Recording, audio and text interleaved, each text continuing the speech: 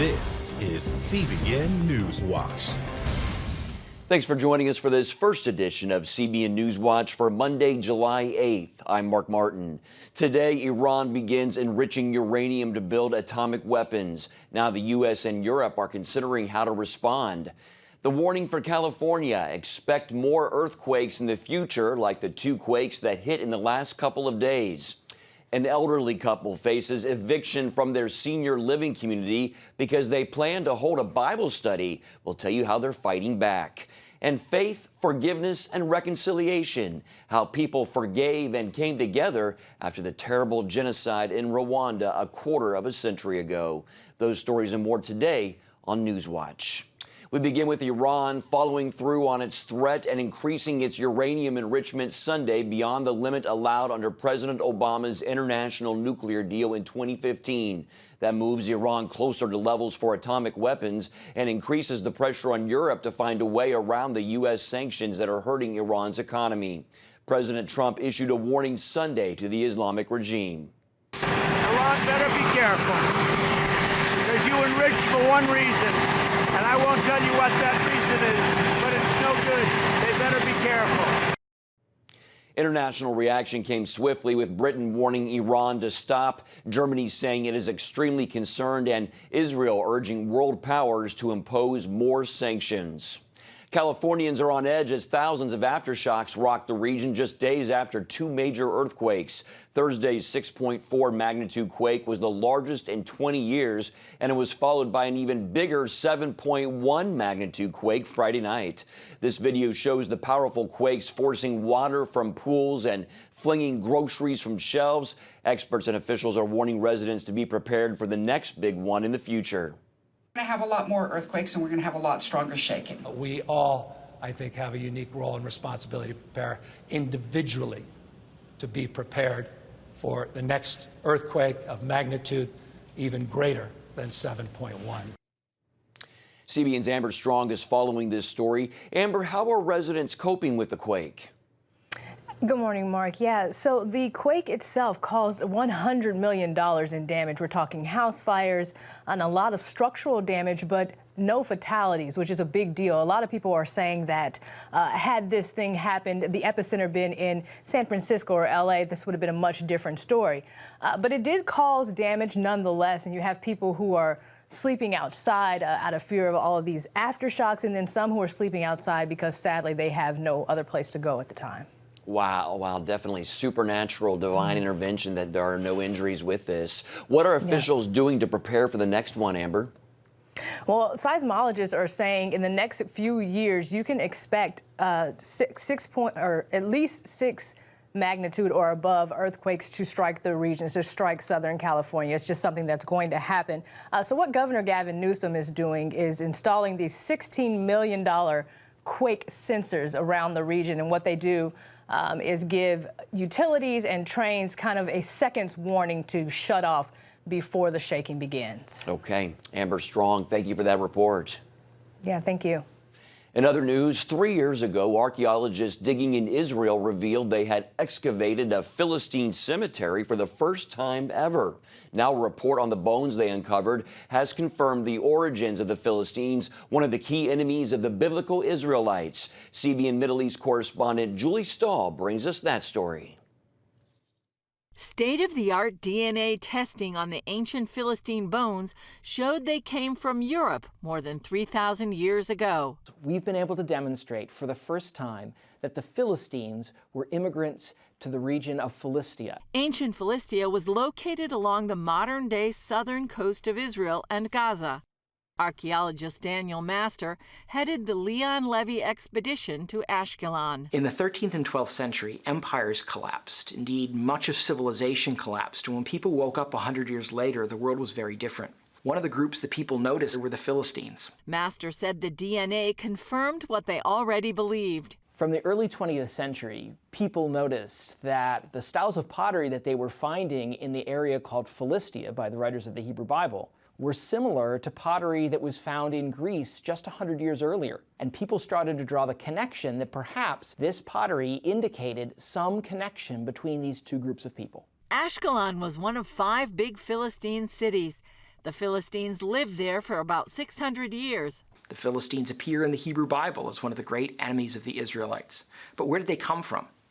In the Bible, there's a mention that the Philistines came from Kaftor. This is a mention in Amos, many centuries after we think the Philistines arrived. This place was probably related to Crete. The cemetery, discovered in 2013, is dated from the 11th to the 8th century BC. And how do we tell the story of people who can't speak for themselves, that haven't left behind written texts?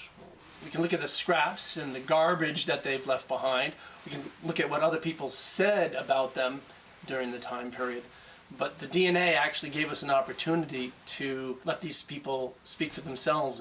Archaeologist Adam Aja said the DNA showed that even though the Philistines kept their culture physically, genetically, they eventually blended in with the locals. The discovery of the cemetery and the analysis of the bones definitively revealed that this population came from away and then slowly integrated into the local population. The Philistines disappeared during the 6th century BC when the biblical king Nebuchadnezzar conquered the region. He destroyed Ashkelon and other cities at the time, shortly before the Judeans were exiled to Babylon, as described in the Bible. Julie Stahl, CBN News, Jerusalem. Fascinating story there. Switching gears now, the Republican governor of Vermont will allow a comprehensive abortion rights bill to become law. The bill recognizes reproductive choice as a fundamental right and would, quote, prohibit public entities from interfering with or restricting the right of an individual to terminate the individual's pregnancy. Both Democratic-controlled houses passed the bill. GOP Governor Phil Scott, who supports abortion, might not sign the bill, but his spokesperson said he won't veto it, meaning it will become law after 5 days. 2 movie theaters in Canada had to cancel showings of the pro-life movie Unplanned after receiving death threats. LifeSite News reports the cinema owners contacted police after receiving the threats, telling them they feared for their families. Unplanned chronicles Abby Johnson's 8-year career as a director at Planned Parenthood and her conversion to the pro-life movement after seeing an abortion on ultrasound. The film met opposition in Hollywood and across America for its pro-life message, but was a box office hit, opening at number 4 and making more than $18 million overall. It faced a huge battle to even be shown in Canada and will still play in 10 to 20 theaters starting July 12th, according to Live Action. The U.S. women's soccer team is celebrating its record 4th World Cup soccer championship, winning its 2nd title in a row, beating the Netherlands 2-0 Sunday in France, with Megan Rapinoe converting a penalty kick for the first goal and 24-year-old up-and-coming star Rose Lavelle clinching the game with this goal. We've just put so much work in the past couple years, and I think to see it come to fruition has been so surreal. The Americans never trailed in the entire tournament. Their fans celebrated the big win, and many supported the players in their lawsuit against the U.S. Soccer Federation, claiming gender discrimination and seeking equal pay with men's players. For now, President Trump has congratulated the team, and New York City plans a ticker tape parade Wednesday for the world champs. Coming up, an elderly couple in Virginia could be evicted from their senior living community if they go ahead with their plans to hold a Bible study, but they're fighting back in court. We'll have their story right after this. Give me that. Bye. Sure, life is busy, but I found a way to make a huge difference in people's lives. I guess you could say I'm changing the world right here from home. I bring medical supplies and doctors to people in need, and dig wells so that villagers can have clean and safe water to drink. I make it possible to preach the gospel in over 100 countries, including right here in America. And when disaster strikes, I'm there, providing food, thank you, and emergency supplies to give people hope again. Every day, CBN and I are making the world a better place. Here you go. My life is hectic, so I joined CBN through Pledge Express. My bank does all the work, and I know that my gift is being used where it's needed most. So become a CBN partner and join Pledge Express, because you can do a world of good right from where you are. Hi! Hi, good morning. Are you ready to get started? Hey, if you're tired and exhausted all day, you can't think clearly, and you really just need a cup or even a pot of coffee to get through your day, then join me, Dr. Josh Axe, for this new series where I'm going to teach you how to transform your diet and use essential oils and supplements to get a better night's sleep.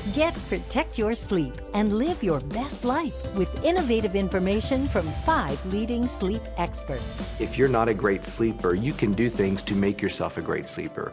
If you're already a pretty good sleeper, you can enhance your sleep and be even better. Discover a sleep-enhancing bedtime routine, how to put insomnia to rest, learn how to relieve pain that disturbs sleep, and much more in Protect Your Sleep. Everything you do better with a good night's sleep. Wake up to your best life. Call 1-800-700-7000 to get your free DVD or booklet of Protect Your Sleep today. Don't miss out on this brand new series.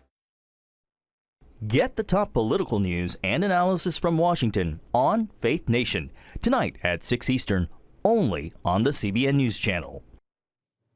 Welcome back. An elderly couple could be evicted from their Virginia senior living community if they hold a Bible study, but the two are fighting back. They filed a federal lawsuit alleging religious discrimination. About that. So maybe mystery is a multifaceted kind of a thing. Ken and Lieve Hauge study the Bible together during personal devotions in their Fredericksburg, Virginia apartment. Ken is 87. Lieve, 85. The two have been married for 64 years. This is a peaceful scene, but if the retired Lutheran minister and his wife invited others over to study the Bible, they could be evicted. Specifically, we're not allowed to have Bible study. And in that 2130 notice, it went broader than covering the clubroom. It specifies that I am not permitted, because it's considered conducting business, for me to lead in Bible study. I'm holding in my hand a copy of the threat of eviction notice by the property management and the parent company, which says that Ken and Lieve could be evicted for breaching their lease if they hold a Bible study in the community room or even here in their own apartment. Tremendous sadness and just a great disappointment that the company would develop such a discriminatory policy against the community of especially Christian faith. The notice reads, "You have breached the terms of your lease by engaging in conduct which has caused and continues to cause serious and substantial disturbances with other residents of the community. It calls on the Hauges to cease conducting any business operations in their home and the community other than those permitted under their lease, citing Bible study class, religious movie screenings, and counseling sessions as banned business operations." The nonprofit religious freedom law firm First Liberty is representing the Hauges.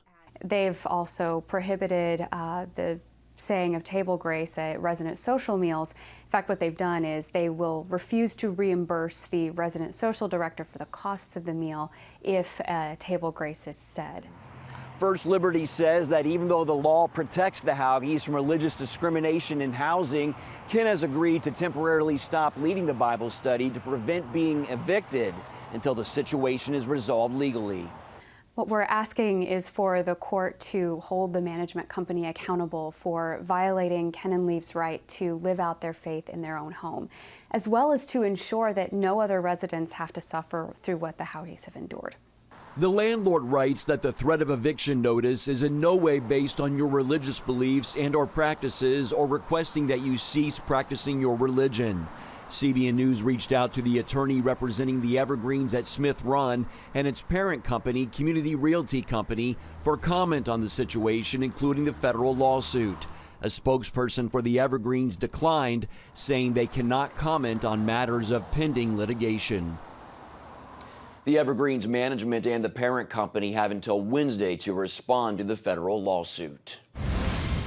Still ahead, an incredible story of faith, forgiveness, and reconciliation. How people came together after the genocide in Rwanda 25 years ago that claimed nearly 1 million lives. We'll have that story when we come back.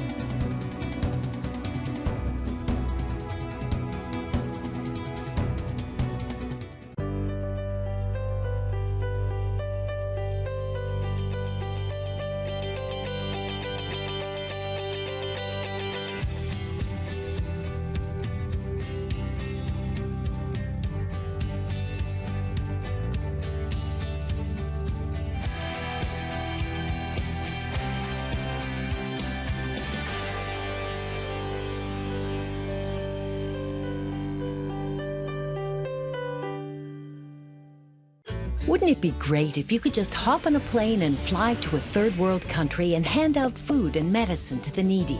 And wouldn't it be great if some of those people came to know Jesus as their Savior because of your help? And wouldn't it be great if you could help out people like this all around the world every day? Wouldn't that make you feel great? And what if you could do all of this without having to leave your home or write monthly checks? Well, you can. Partner with CBN and you can help spread the gospel all around the world and make it a better place. And when you sign up for Pledge Express, your contribution will be deducted from your bank account every month automatically. It's a safe and simple way to make a difference. Plus, wouldn't it be great to get life-changing teachings every month from Pat and Gordon? When you sign up for Pledge Express, you'll save time and money, and you won't just sit around and watch the world go by. You'll help change it for the glory of God. Now, wouldn't that be great? When you care, souls are set free. When you give, lives are made new. When you share, eternal life begins. When we all come together to love, miracles happen. This year marks the 25th anniversary of the genocide that took the lives of nearly 1 million people in Rwanda. Ephraim Graham traveled to the East African nation to see how faith and forgiveness have helped to reshape and rebuild the country. We want to warn you, some of the images and information in this story might be disturbing. With this horizon, it is easy to see why Rwanda is called the land of 1,000 hills. More than half of the population makes a living farming these lush lands. In 1994, however, this water-soaked soil became a tribal killing ground. An estimated 800,000 Rwandans murdered in just 100 days. Mainly Tutsis at the hands of radical Hutus. The tension between the tribes stemmed from Belgian colonizers dividing Rwandans by ethnicity. They felt Tutsis were superior, and in the 1930s mandated all Rwandans carry ID to indicate their ethnicity. We need to help one another. That is the only thing that is keeping us alive. It's hard to tell Rwanda's genocide story without a stop here at the Hotel Mikoline. It served as a refuge for some 2,000 Rwandans during those 100 dark and bloody days. The hotel was also made famous in the film Hotel Rwanda. Listen to me, good people of Rwanda. This scene recalls April 6, 1994, the moment that ignited the genocide. Horrible news. Our great president is murdered by the Tutsi cockroaches. They tricked him to sign their phony peace agreement. Then they shot his plane from the sky. The truth about who shot down the president's plane is still not known, but the violence that followed will never be forgotten. They took my child and they cut her in 2 pieces. April 29, 1994. Alice Makarinda lost her arm, her child, and nearly her life. The Interahamwe militia had operating hours. There was a whistle that would go at 10 a.m., marking the start, and at 3 p.m., marking the end. And so we knew those hours and we would go and hide. On that day, we did the same. We would either hide under the dead bodies when we heard them come to start shooting, or dig a place to hide. Scars mark the beating and mutilation Alice endured after soldiers found her and her baby in hiding. They brutally beat her husband before rescue workers pulled him to safety. When he started to come back to his senses, he remembered that they had left me. He asked the military and the police to take him back to where I was. Genocide ended in July 1994. Paul Kagame, now the president, led a rebel group to seize control of the country. Since then, he's worked toward unity. There are no longer Hutus or Tutsis, only Rwandans. President Kagame reaffirmed his commitment to never see history repeated at an event marking the 25th anniversary of genocide's end. Every day, we learn to forgive, but we do not want to forget. Ananias Santosi is operations manager for the humanitarian organization World Vision. He says choosing to forgive is what's moving the country forward. After the genocide, World Vision was on the ground with first aid, food, and medicine. It also played a major role in reconciliation. You cannot think of long-term development if people are disconnected, united. The radical Hutu militia pushed propaganda and encouraged citizens to participate in the killing of Tutsis and moderate Hutus. After the genocide, many of those responsible flooded the criminal system. But President Kagame refused to kill as punishment and abolished the death penalty. Instead, he offered another solution, a system of community courts called Gacaca. It allowed criminals to confess and seek forgiveness. I started forgiving myself when I stood in front of the court. Emmanuel Nadiyaseba confessed his crimes after prison, became a community-building volunteer, and while working, he realized he was actually on a team with one of his victims, though she had no idea who he was. We both joined the Association of Peace Building and Reconciliation that World Vision was involved in. After her attack, Alice said a prayer. I wanted to be close to God and not just be on the surface. Asking God to bring her to those who wronged her and to lead her to forgiveness. She didn't think her prayer would be answered. And then Emmanuel asked to speak with her. I was always sweaty. I was always nervous. Everything was hot everywhere. I fell down on my knees and raised my hands up and told her that I am the person who was responsible. The next thing I remember, I was at the hospital. I didn't respond. I guess I was in shock. I was still on my knees when she fainted, and they took her away. Days later, Alice asked to meet with Emmanuel and only asked he apologize to her family. She then became an advocate for him in court. I was able not to go back to prison. It's only God. I can't explain it. It's only God, nothing else, no one else. Ephraim Graham, CBN News, Rwanda. Powerful story there. As a symbol of unity, Alice and Emmanuel planted fruit trees together in front of each of their homes. Their hope is that their grandchildren and others will eat the fruit of their reconciliation. Well, coming up, even though evangelist Luis Palau is fighting cancer, he's still preaching the gospel. And as we'll show you, he brought the good news to hundreds of thousands of people in Spain recently. That story up next. Stay with us.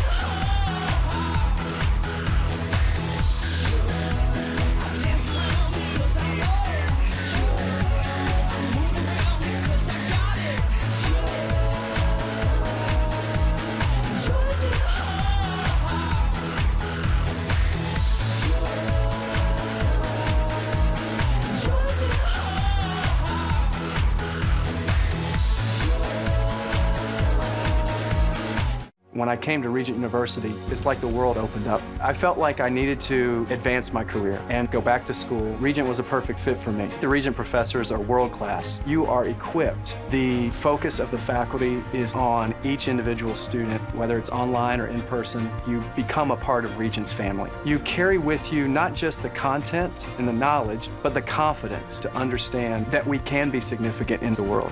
Regent University. Follow your path.